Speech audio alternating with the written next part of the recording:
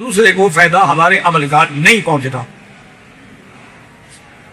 اسی لیے بہت سارے علماء جو ہیں مثلا امام شافعی جیسا آدمی رحمت اللہ علیہ فرماتے ہیں کہ تم قرآن پاک پڑھ کے اگر اپنے والدین کو یا عزیزوں کو یا رشتے داروں کو بخشو تو اس کا ثواب ان بنی ہو.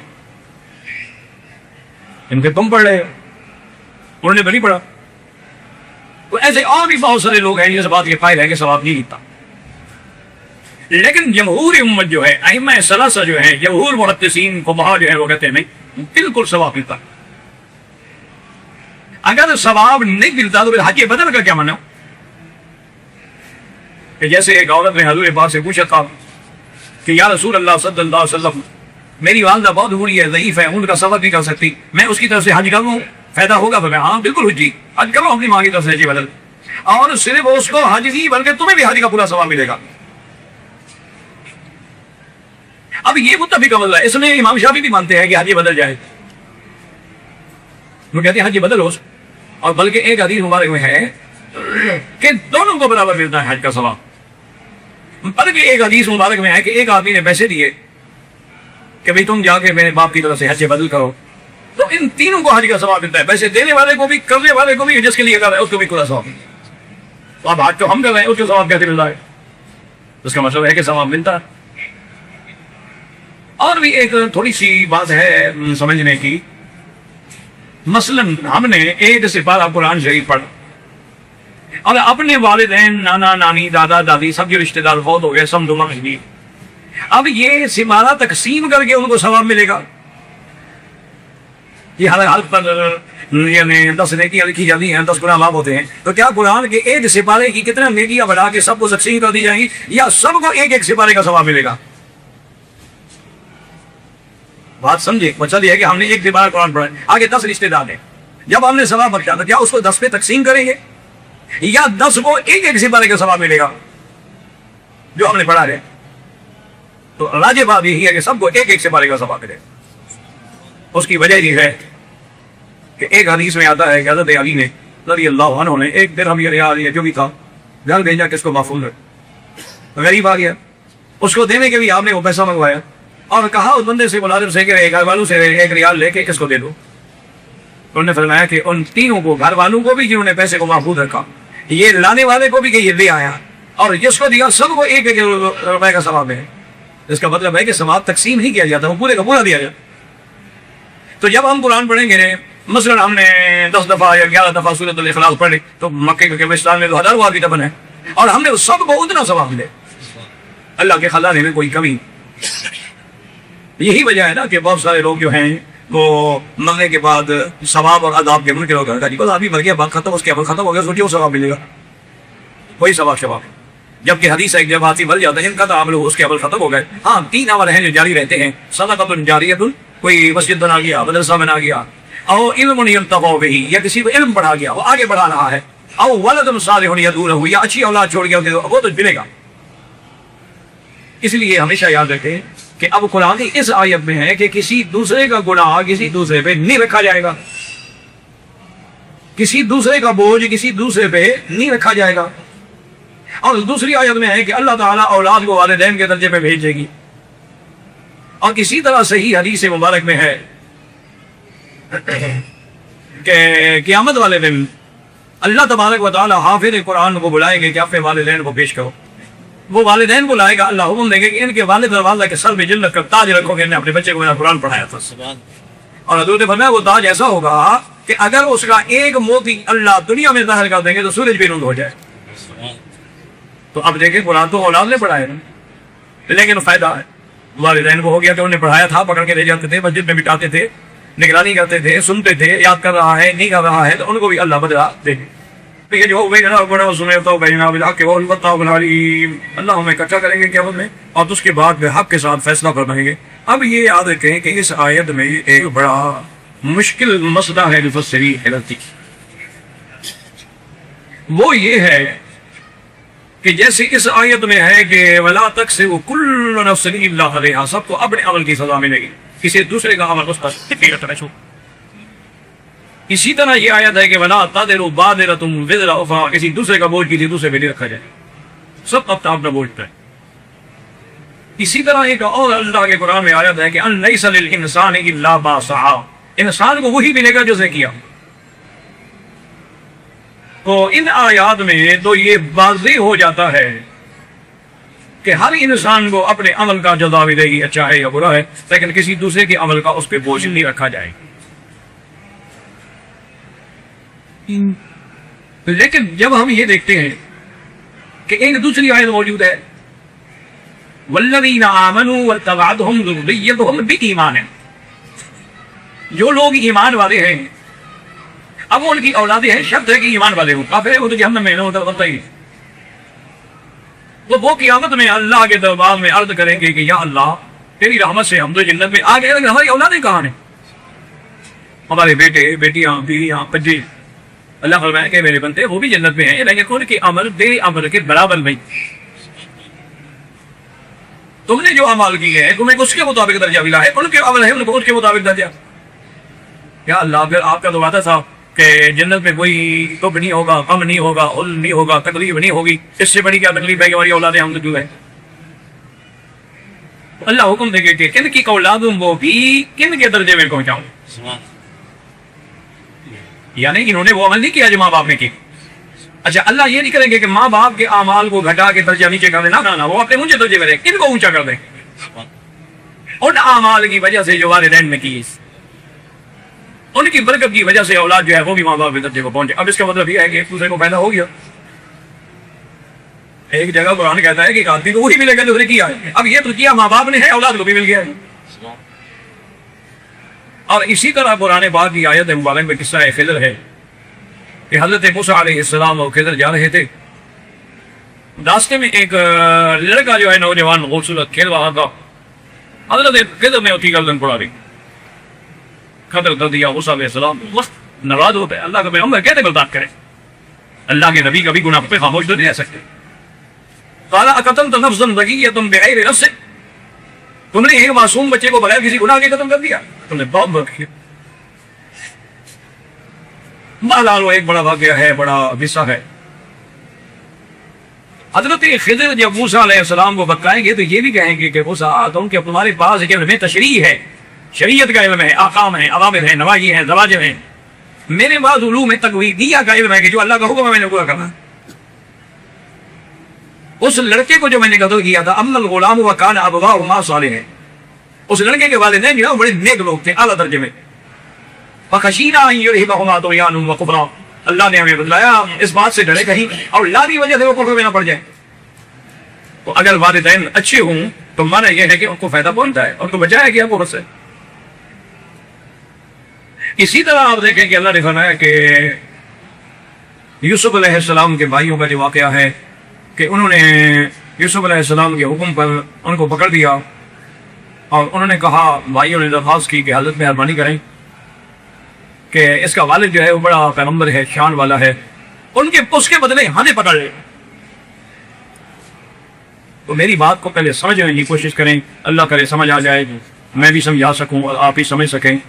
کہ بعض آیتیں کہتی ہیں کہ کسی، جیسے کہ وہ ایک تاریخ و واقعہ ہے کہ جب عالمگیر نے اپنے باپ کو آگرہ کے تاج محل میں قید کر دیا، حکومت چھین لی، سلطنت چھین لی، بہرحال ایک لمبی بات ہے. ویسے وہ عالمگیر بیچارہ حق پہ تھا کیونکہ اس کا والد جو تھا وہ بے دین ہو گیا، وہ اسلام سے نکل رہا تھا. اس نے جو دیا بھائی ہندوؤں سے شادیاں کر لی، اس نے دین اکبری کے نام پہ ایک نیا دین بنایا. اور تاریخ کھول کے دیکھ لیں کہ اس کو بھی گمراہ کرنے والے شیعہ تھے، ابو الفضل بیدی کھلنے گمراہ، اور نور جہاں بھی شیعہ تھی. اس کا استاد تھا علامہ شاستری جو ایران سے آیا تھا، وہ بھی شیعہ تھا. انہوں نے اس کو گمراہ کیا تھا، نئے نئے مسائل دین میں بتایا کہ جی بادشاہ اس کی بھی اجازت ہے، اس کی بھی اجازت ہے، اس کی بھی اجازت ہے. بادشاہ کے لیے اللہ نے خصوصی کی آیات رکھی ہیں. ہمارے امام بابا بہاولپور جب حج پہ آئے واپس آئے تھے، بہت بڑے قابل بڑے، اور شیخ الجامعہ تھے. بہاولپور میں جو سب سے پہلا جامعہ اسلامیہ ہے وہ جامعہ عباسیہ تھا، آپ کے پاکستان میں کہیں نہیں. اس جامعہ کے جو رئیس الجامعہ تھے حضرت شیخ غلام محمد گھوٹوی رحمۃ اللہ علیہ، بہت بڑے عالم تھے اور تھے بریلوی. لیکن آج کل کے بریلویوں کی طرح نہیں تھے میلادی اور حلوائی وغیرہ. وہ بریلوی اتنے تھے کہ حضور سے عشق تھا. خود بھی جبار صاحب فرماتے ہیں کہ وہ تمہارے نانا کو ملنے آتے تھے، ہمارے نانا بہت بڑھیا، ان کو شیخ جامعہ بہاولپور سے ملنے آتے، تو فرماتے ہیں تو کہتے میرے پاس آتے، میں کسی دوست سے گھوڑی وغیرہ منگواتا، حضرت کو گھوڑی پہ بٹھاتا اور خود ساتھ ساتھ چلتا تاکہ پائے نانے کے پاس پہنچاؤں۔ تو ایک دن ہم جا رہے تھے تو کہنے لگے مولوی خیر محمد آج مجھے مثنوی سناؤ، مولانا روم کی مثنوی سناؤ۔ والد صاحب بڑے خوش آواز سے ماشاءاللہ بڑے جہیر صوت بھی تھے اور آواز میں بڑا دب تھا، تو والد صاحب نے بھی جوانی تھی، کیوں اس میں آگے جناب مثنوی کے اشعار پڑھنے شروع کیے، فرمانے میں آگے جا رہا ہوں، پڑھتا جا رہا ہوں، اور میں تو ان اشعار میں خود بھی مگن ہو گیا۔ تھوڑی دیر کے بعد میں نے جب دیکھا تو حضرت تو ہے نہیں، میں ویسے گھوڑی کو لے کے خالی پہ جا رہا ہوں، اچھا میں پریشان ہوا، میں واپس آیا، دیکھا کہ حضرت مٹی سے اٹھے ہوئے ہیں، ہم کپڑے چھٹک رہے ہیں، میں کہا حضرت کیا؟ میں کہا یار آپ نے اتنے دف سے مثنوی پڑھی ہے، مولانا روم کے اشعار سن کر مجھے تو گھوڑی پہ بیٹھے بیٹھے وجد آ گیا، حال آ گیا، میں تو گر گیا، آپ تو چلے گئے، آپ کو بھی پتہ نہیں، آپ اس حال میں تھے، میں اس حال میں تھا۔ اور اس وقت یعنی سادہ لوگ تھے، واسکٹ بھی نہیں کہہ سکتے تھے، جیکٹ بھی نہیں کہتے، بھی آج میرا دل بڑا پشوا ہے، میں کیا تمہیں نہ ہوں، اچھا یہی میری کٹی ہے نا، یہ تو میں وہ امنی سے پہلے ہوئے تھے نا واس کرنا، تو عرشے والے کو پہننا تھا۔ پھر والد صاحب فرماتے ہیں میں نے گھوڑی پہ چڑھایا اور مجھے کہنے لگے کہ مولوی خیر محمد یہ میری بیویوں کو کیا ہو گیا ہے؟ میں نے کہا اللہ صاحب کی جماعت ہے، آپ کو پتا، ہمیں کیا پتا، ہم تو وہاں بھی لوگ ہیں، ہمارا نہ سے اٹھنا نہ بیٹھنا نہ ملنا نہ جلنا۔ فرمانے لگے مجھے بڑا افسوس ہوتا ہے، یہ اپنے آپ کو بریلوی کہنے والے جب یہ کہتے ہیں کہ حضور ہر جگہ حاضر ناظر ہیں، یہ کتنے بڑے قائل ہیں کہ قرآن میں موجود ہے کہ سبحان الذی اسری بعبدہ لیلا من المسجد الحرام الى المسجد الاقصى۔ فرماتے ہیں ایسے ذوق سے قرآن پڑھا تھا انہوں نے اور کہا مولوی خیر محمد من ابتدا کے لیے ہے، الی انتہا کے لیے ہے، کہ مسجد الحرام سے ابتدا ہوئی اور مسجد اقصی پہ انتہا ہوئی، جس کی ابتدا انتہا معلوم ہو وہ کہتے حاضر ناظر ہوتا ہے، یہاں سے چلا یہاں پہنچے، اس کا کیا مطلب؟ جب ہر جگہ حاضر ناظر ہے یہاں سے چلا اور یہاں پہنچے کا کیا مطلب ہوا؟ جاہل ہیں، ایسی غلط باتیں کر کے امت کو گمراہ کر رہے ہیں۔ میں نے کہا تھا کہ وہ بریلوی تو تھے لیکن عالم بڑے تھے، وہ ایسی باتیں نہیں کرتے تھے جو قرآن و سنت کے خلاف۔ آپ کے علاقے کے بھی ایک عالم تھے احمد سعید قاضی رحمۃ اللہ علیہ، بہت بڑے عالم تھے بریلویوں کے، انہوں نے خود کتاب لکھی ہے کہ جو حضور کی بشریت کا منکر ہے وہ کافر۔ وہ لوگ ایسی باتیں نہیں کرتے تھے جو آج کل کے بس گلے میں کپڑا ڈال لیا، بال بڑھا لیے اور جناب ناپ کان بن گئے، اس کے بعد مولوی بن گئے، اس کے بعد پیر بن گئے، اس کے بعد آپ ندی پہ پہنچ گیا۔ وہ ایسے لوگ نہیں تھے، علم کی بات کرنا ہے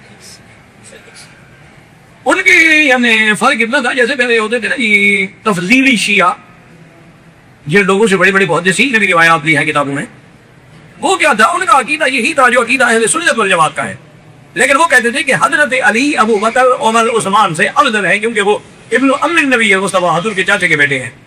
حضرت ابو بکر سے کوئی رشتے داری تو نہیں، ہمارے سواج کے انہوں نے بیٹی دی، لیکن یہ تو سچے چاچا حقیقی چاچے کا بیٹا، اس لیے یہ ان سے افضل ہے۔ ان کو تفضیلی کہا جاتا تھا کہ حضرت علی کو بنی، حالانکہ یہ بھی غلط ہے، یاد رکھو ایمان کی یہی ہے کہ حضور کے بعد افضل ابی بکر کو ہے اور ان کے بعد عثمان و علی ہے۔ اب الشیخین یہ اہل سنت والجماعت کا کل امتیاز ہے،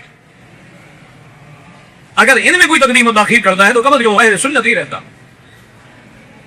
تو بہرحال کہنے کا مقصد یہ تھا کہ وہ علمی بات کہتے تھے، وہ ایسی باتیں نہیں کرتے تھے کہ حضور حاضر ناظر ہیں، عالم الغیب ہیں، حتیٰ کہ خواجہ غلام مریض رحمۃ اللہ علیہ جو خاندان قریشہ کا آخری شخص تھا، اس کے بعد فلم بھی ختم ہو گیا اور بیری بیری بھی ختم، ابھی ہیں کئی سجادہ نشین بنے ہوئے ہیں لیکن اندر کچھ نہیں، خالی ہے۔ دیکھو عالم بھی تھا اور فقیر بھی تھا، ہمیشہ بیٹھے دوستوں میں کہا کرتے تھے، میں تو نہیں دیا رکھی ہے، تو نام سنا ہے دیکھا ہی نہیں، دوستوں میں بیٹھے بیٹھے کہا کرتے تھے یار فرید بڑا بدقسمت ہے، میرے کو کوئی اللہ اللہ پوچھنا نہیں ہوتا، سب آتے ہیں نواب کو خط لکھ دو، اس کو خط لکھ دو، اس کو خط لکھ دو، سب سے کرانے آتے ہیں، اللہ اللہ سیکھنے کوئی نہیں آیا۔ اس سے کسی نے پوچھا کہ حضرت انبیاء عالم الغیب ہیں؟ فرمایا نہیں، علم غیب خاص ہے خدا، علم غیب اللہ کا خاصہ ہے، وخاصۃ الشیء لا یوجد فی غیرہ، اور خاصہ کا معنی یہی ہوتا ہے جو کسی دوسرے میں نہ پایا جائے، اللہ کے سوا کوئی عالم الغیب ہے۔ اشاعات فریدی ان کی کتاب ہے، اس میں یہ موجود ہے، اب ان لوگوں نے وہ کتاب چھپا دی ہے تاکہ ہم لوگوں کو نہ ملے، دوبارہ شائع بھی نہیں کی، ان کے عقیدے میں ضرب پڑ دیا ہے، ان کا پیر کہتا ہے حضور حاضر ناظر نہیں ہوں، ان کا مرشد کہہ رہا ہے کہ حضور عالم الغیب نہیں ہے۔ حافظ اللہ صاحب مرحوم تھے نا دیوبندی خواجہ، اسے کسی نے پوچھا کہ حضرت حاضر ناظر کے بارے میں خواجہ صاحب کا کیا کیا؟ میں خواجہ صاحب حضور حاضر ناظر نہیں مانتے تھے، انہوں نے تو اپنی عدل میں کہا ہے کہ میں مٹھڑی ہے جان والا سونا تم وسطی میں جو بولو کیا، وہ تو کہہ رہا ہے کہ والد محل میں یہاں دور رہا ہوں، حاضر ناظر کہا ہو گئے۔ تو وہ لوگ جو تھے نا جی، تو بہرحال آپ مسئلے کو سمجھے، کہ ایک قرآن کی آیت یہ کہہ رہی ہے کہ کوئی کسی کا بوجھ نہیں اٹھائے گا، سب کو اپنے عمل کی جزا سزا ملے گی۔ دوسری آیت کہہ رہی ہے کہ بچوں کو بھی والدین کے ساتھ ملا دیا جائے گا۔ یہ تو تعارض ہے دو آیات میں۔ تو اب سمجھے کہ علماء نے فرمایا اس کا مطلب یہ ہے کہ مثلا بیٹا مومن ہے اور باپ کافر ہے تو اس کے کفر کی سزا بیٹے پہ نہیں آئے، یہ معنی ہے۔ جیسے ابراہیم الخلیل نبی ہے، ابو الانبیاء ہے، خلیل اللہ ہے، جت النبی المصطفیٰ ہے علیہ الصلوات والتسلیم، لیکن باپ کافر ہے عادل، تو اب باپ کے کفر کی وجہ سے شان میں کوئی کمی ہونی، اور اسی طرح ابراہیم علیہ السلام کے شان کی وجہ سے کافر باپ کو کوئی فائدہ یہ بھی نہیں۔ لا تذر وازرۃ وزر کسی دوسرے پر بوجھ نہیں ڈالتے۔ جیسے آپ دیکھیں کہ ولید بن المغیرہ جو ہے وہ کافر ہے، اور خالد بن الولید ان کا جو بیٹا ہے ماشاءاللہ وہ اللہ کی دربار ہے، عدل من ابطال الاسلام ہے۔ اللہ نے ان کو ایسی شان دی تھی کہ جس جنگ میں خالد کی فتح ہو گئی، اب ولید کی وجہ سے خالد کو کوئی نقصان ہو یہ نہیں ہو، یا خالد کے ایمان کا فائدہ ولید کو ہو یہ نہیں ہو۔ اکرمہ صحابی ہے، بدر من ابطال الاسلام ہے، ماں ابو جہل ہے، تو اب ابو جہل کا اس کو کوئی نقصان ہو نہیں ہو، اس کے ایمان کا ابو جہل کو نقصان فائدہ ہو نہیں ہو۔ اس لیے ہم سمجھ لیں کہ وَلَا تَزِرُ وَازِرَةٌ وِزْرَ أُخْرَىٰ، اور کئی فرمایا لَيْسَ لِلْإِنسَانِ إِلَّا مَا سَعَىٰ، اور کئی فرمایا كُلُّ نَفْسٍ بِمَا كُلُّ نَفْسٍ لَا تَكْسِبُ كُلُّ نَفْسٍ، کوئی نفع نہیں ہوگا انسان کو مگر جو اس نے خود کیا ہے۔ تو معنی یہ ہے کفر ایمان کا جھگڑا جس میں اعمال کا کوئی تھا۔ اور دوسرے علماء نے ایک بڑا اچھا جواب عطا فرمایا ہے، اللہ سب کی قبروں میں کرو رحمت کرو۔ کتنی پیاری بات کی ہے، اسی لیے تمام علماء کے لیے دعا کیا، تمام اولیاء اللہ کے لیے دعا کیا، تمام محدثین وہی تحریم کے لیے دعا کیا کرو۔ وہ نہ ہوتے نا تو آج شاید ہمارے گروپ میں تو کسی لام بھی نہ کر رہا ہوں، کون لے آتا ہے اس؟ انہوں نے بڑی پیاری بات کی، انہوں نے کہا یاد رکھو کہ کسی کی برائی دوسرے پہ نہیں ڈالی جائے گی، یعنی اللہ کا انصاف ہے، عدل ہے کہ اس کی گناہ اس میں رکھ دے نہیں، ہاں اس کی نیکی کا فائدہ اس کو دے دے کہ احسان ہے نا، یہ تو عدل کے خلاف نہیں ہے۔ عدل یہ ہے کسی پہ ظلم نہ ہو، لیکن اگر اللہ کسی کو زیادہ دے دے کسی کو کیا تکلیف ہے کہ ہم 5 نمازیں پڑھیں اللہ 50 لے دے، ہم حرم میں 1 نماز پڑھیں اور 1 لاکھ کا ثواب لے لیں۔ تو انہوں نے فرمایا کہ یہ فضل ہے، عدل میں تو کوئی کمی نہیں ہوگی کہ اس کے کفر کا بوجھ اس پہ رکھ دیا جائے، یہ تو نہیں ہوگا، خلاف عدل ہے۔ لیکن ایک ہے فضل، عدل اور فضل میں فرق ہے۔ عدل یہ ہے کہ پورا پورا پورا پورا ثواب ہو، عذاب ہو، بالکل کمی نہ ہو، لیکن فضل یہ ہے جس کو چاہے دے دیں۔ مرضی آئے تو ایک بندے کے قاتل کو جہنم میں ڈالتے ہیں، مرضی آئے تو ایک بلی کو باندھ کے رکھنے کی وجہ سے مر جائے تو جہنم میں ڈال دیں، اور بخشنے پہ آئے تو 100 بندے کے قاتل کو بخش دیں۔ یہ تو فضل ہے نا کہ اس نے 100 قتل کیا ہے، اور فرشتے کھڑے اللہ حکم فرمائے، یہ تیرے فرشتے، ہم بھی تیرے فرشتے، یہ بھی تیرے غلام، ہم بھی تیرے غلام۔ یہ کہتے ہیں کہ توبہ کے لیے کیا تو رہا تھا، نیت تو کر دی تھی، ارادہ تو توبہ کا ہو گیا تھا، اس لیے اس بیچارے کو جہنم میں نہ ڈالو۔ اگر 100 بندے کو قتل کر چکا ہے اور ایک کا قتل جب جزا ہوئی جہنم خالدین فیہا، اس کی جزا ہمیشہ جہنم، اس کو کہتے ہیں ہم جہنم نہ لے جائیں۔ میرے مولا کا کرم ہے نا جی، اللہ اکبر۔ جب رحم بنے کرم کریں، دعا کریں اللہ ہمارے حال پر بھی کرم، عالم اسلام پر بھی کرم فرماتے ہیں۔ اب تو سچی بات یہ ہے کہ اخبار پڑھتے ہوئے ہاتھ کانپ جاتے ہیں، ہمت نہیں ہوتی، اتنا ظلم کی خیانت تصویریں ہیں کہ ابھی سوچ۔ اور ہر حال میں دیسی شرابیں بنا کے پلائی جاتی ہیں جو زہریلی ہیں، بندے مر جاتے ہیں۔ مٹھائیاں بناتے ہیں کیمیکل ڈالتے ہیں، بندے مر جاتے ہیں۔ دودھ بناتے ہیں کیمیکل ڈالتے ہیں، بندے مر جاتے ہیں۔ اگر بکرا بکری دھوپا تمہیں نہ ملے تو کتے کا گوشت اور گدھا کا گوشت بھی کھلا دیتے ہیں۔ یہ مسلمان ہے؟ کون کہتا ہے؟ جرم بیٹے نے کیا ہے، زنا اس کی ماں سے کیا جاتا ہے، سزا دے اس کو سزا دو، جرم کیا اس کی کیا قصور ہے بیچاری؟ بچوں والی عورتیں اپنے دوست کے ساتھ مل کے شوہر کو قتل کر دیتی، بچے ہیں۔ اتنا جنس کا اور نفسانی نشہ ہے کہ اولاد بھی بول گئی سب ہے۔ اس لیے بس یہی دعا کریں کہ یا اللہ ہم گندے ہیں، ہمارے بزرگ تھے ہمیشہ کہتے تھے یا اللہ ہم گندے ہیں لیکن تیرے بندے۔ اس میں تو کوئی شک نہیں ہے کہ ہم گندے، لیکن تیری مخلوق کا ہے تو تم میں بھی تو رحم کرتا ہے، ہندیوں میں بھی تو رحم کرتا ہے، کیڑے مکوڑوں پر بھی تو رحم کرتا ہے، ہم پر بھی رحم کا فیصلہ فرما۔ اب حالات نوز بروز بگڑ گئے ہیں ان نالیتا، تو اب انہوں نے کیا پیارا جواب، انہوں نے کہا کہ کسی کا گناہ تو نہیں رکھا جائے گا لیکن نیکیاں بنا دے اس کی نظیر کہ بچوں کی نیکیاں کم تھی اونچا کر دیا۔ اچھا کبھی بچوں کی وجہ سے والدین کو تاج پہنا دیا۔ تو بہرحال میں کل آتا نا عالمگیر کے بارے میں، ایک دن اس نے اپنے علماء، بہت بڑا عقیل کا خدمتگار بھی تھا، یہ فتاوی عالمگیر کیا جائے، اس کو فتاوی ہندیہ بھی کہتے ہیں، یہ اس کے دور میں بنا ہے جس پر پوری فقہ حنفیہ کا مدار ہے، یہاں بھی کی فتاوی ہندیہ یا عالمگیریہ پیش کیا جاتا ہے۔ اس نے علماء سے کہا کہ یار میں نے باپ کو مجبور ہو کے گرفتار کیا، قید کیا، ملک چھینا کے ملک کو بھی گود میں جا رہا تھا، لیکن میرا باپ تو ہے، تو اس کو اب کسی طرح لا دیا۔ انہوں نے کہا ایسا کرو، تمہارا بیٹا قرآن ختم کا ہے، قرآن شریف کی ختم پر دعوت رکھ لو، تقریب رکھ لو اور باپ کو بھی دعوت دے دو۔ ایک دفعہ آ گیا تو بس جھگڑا ختم ہو گیا، باپ باپ بیٹا ملنے گے تو بات ختم ہو جائے گی اور کیا۔ تو عالمگیر نے دعوت بھیجی، بادشاہ نے لکھا کہ میں نہیں آیا، کہا تمہارے پوتے کا ختم ہے قرآن ہے، نہیں آئے۔ اب چند دنوں کے بعد یا مہینوں کے بعد بہت عالمگیر کی قرآن ہے اس کا بھی ختم تھا، انہوں نے کہا اب تم تو دعوت دیتے رہو نا، باپ ہے۔ اس نے دعوت بھیجی، کہا میں آؤں گا تبھی، اور آیا تو ساتھیوں نے پوچھا کہ حضرت پوتے نے ختم کیا، آپ نہیں آئے۔ انہوں نے کہا پوتے نے جو ختم کیا تو اس کا تاج بھی تو عالمگیر کو قیامت میں پہنایا جائے گا نا، جیسے دنیا میں بھی میرا تاج چھین لیا، اس کو حافظ بنا کے آخر تاج بھی چھین لیا تو میں کیوں آتا، اب اس نے ختم کیا ہے تو اس کا تاج مجھے پہنایا جائے گا، تو چلو دنیا کا تاج نہ آخر کا مجھے دلا دیا، اس لیے میں حاضر ہوں۔ اس لیے یاد رکھیں اللہ نیکیوں میں تو پوچھا کر دیں گے، یہ اس کا حضر ہوگا، لیکن کسی پر گناہ زیادہ دینے یہ نہیں ہوگا، چونکہ یہ عدل کے خلاف ہے، اور اللہ کا ہر فیصلہ جو ہے وہ عین عدل ہوگا۔